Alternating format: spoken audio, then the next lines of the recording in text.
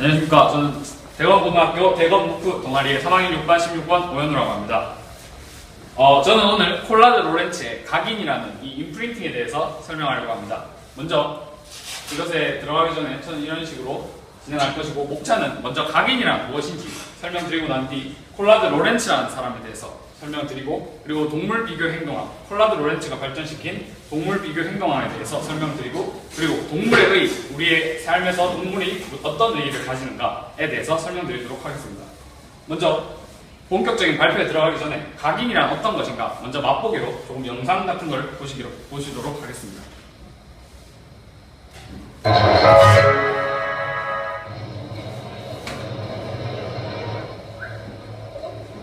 이 영상에서 오리랑 이렇게 강아지가 나오는데, 강아지는 자신의 어머니가 아닌데도 오리는 계속 강아지를 따라다닙니다.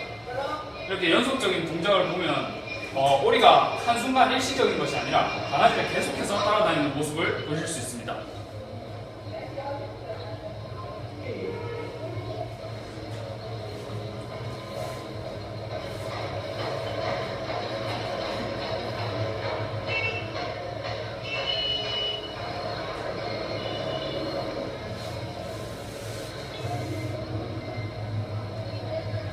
이 정도 보시기로 하시고, 그럼 이제 각인이라는 것에 대해서 본격적으로 설명을 드리고자 합니다. 먼저 각인이라는 것은 동물이 태어난 직후 배우는 행동 양식입니다. 그래서 동물이 태어난 직후에 본 대상이나 움직이는 물체, 그것을 따라서 자신의 애착 행동을 보여주고, 그리고 계속 그것을 따르게 되는 행위를 말하게 됩니다. 이것은 굉장히 생득적인 특성을 가지고 있지만, 해발하는 대상은 습득적이라는 특징을 가지고 있습니다. 이 말은 즉슨 태어나자마자 이것을 얻을 수 있는 능력이지만, 이것을 릴리즈, 즉 발해하는 대상은 누구라는 것을 습득할 수 있다는 것입니다. 그래서 아까 그 오리는 강아지라는 것에 해발을 하게 되고, 이 대상은 굉장히 습득적이라는 것에 증거가 될 수 있겠죠. 그리고 이 각인이라는 것은 조건이 굉장히 다양하고 구애 행동에게까지 영향을 미치게 되는데요. 이것은 뒤에 발표 순서에서 제가 설명을 드리도록 하겠습니다. 그래서 이 각인이라는 내용을 처음 도입한 콜라드 로렌츠라는 학자에 대해서 설명드리고자 합니다. 먼저 콜라드 로렌츠는 오스트리아 출신 동물학자 및 동물심리학자로 자연 속에서 동물의 고유한 행동을 기록했습니다. 그는 1973년 노벨 생리의학상을 니콜라스 팀버겐과 함께 수상하였는데요. 콜라드 로렌츠가 진행한 각인 실험에 대해서 말씀드리도록 하겠습니다. 콜라드 로렌츠는 조류의 고정적인 행동 양식에 대해서 실험을 하였습니다. 그는 태생 이후에 실험을 진행한 것이 아니라 태어나자마자 발현되는 유전적 행동 양식에 대해서 실험을 진행하였습니다. 이 실험을 통해서 어린 객체의 경험이 이것이 미래 생장에까지 결정적인 영향을 준다는 사실을 알아내게 되었습니다. 로렌츠는 자신을 오리에게 먼저 1935년에 실험을 하게 되었는데요. 이 실험을 사진으로 찍어서 다른 학자들에게 보내게 되면서 이것이 노벨상을 수상하게 되었습니다. 근데 처음에 오리에 대해서 실험할 때, 오리가 태어났을 때, 즉 오리를 두 부류로 나눴습니다. 한 반틈 정도는 그 오리의 진짜 어미에게 나와서 기르도록 하고, 반틈은 콜라드 로렌츠가 기르게 되었습니다. 그런데 이 어미에게서 길러진 그 오리들은 이 어미를 따르게 되었지만, 콜라드 로렌츠가 기른 오리들은 자신을 따르게 되고, 부행동을 했을 때도 그 인간의 종에게 부행동을 한다는 특성을 보일 수 있었습니다.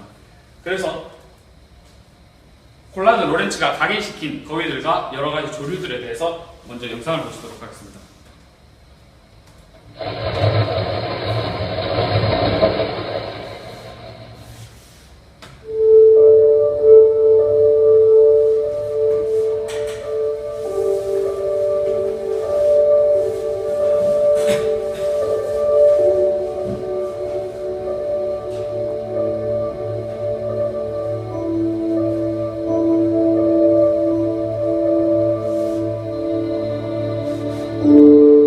로렌츠가 이렇게 어미의 울음소리 같은 소리를 내게 되면, 이 각인된 기력이나 조류의 종류들은 로렌츠를 따라서 오게 됩니다.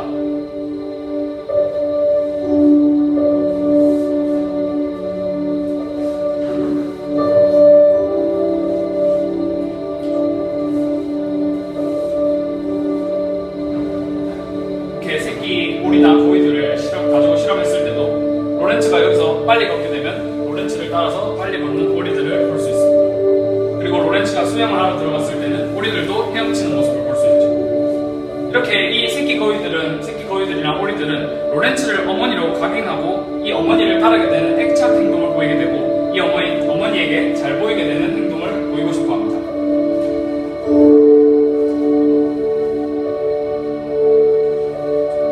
여기서 로렌츠가 이 야생거위에게 접근하는 행동이나 이렇게 동등한 행위를 보이게 되었을 때도 거위는 자신과 동등한 종이라고 생각한 뒤 접근하게 됩니다.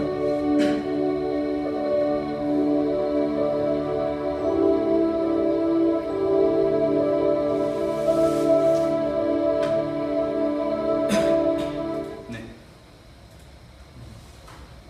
이렇게 로렌츠는 각인을 통하여 동물을 속여서 마치 어미가 로렌츠, 즉 사람의 종인 것처럼 조르르를 속여왔습니다. 그렇게 해서 저는 그래서 이제 동물 행동학에 대해서 설명드리고자 하는데요.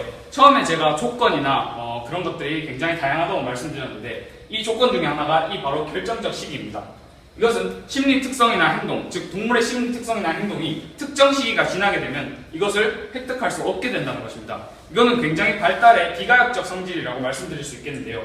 이 크리티컬 피리어드는 이 시기가 지나면, 즉 아까 각인의 경우에서는 생후 몇 개월 시기가 지나게 되면 각인된 대상이 다른 대상이 되어서 사람이 로렌츠가 아닌 다른 대상이 각인이 되게 됩니다. 그렇기 때문에 이 행동학에서 결정적 시기라는 것은 굉장히 중요한 개념입니다.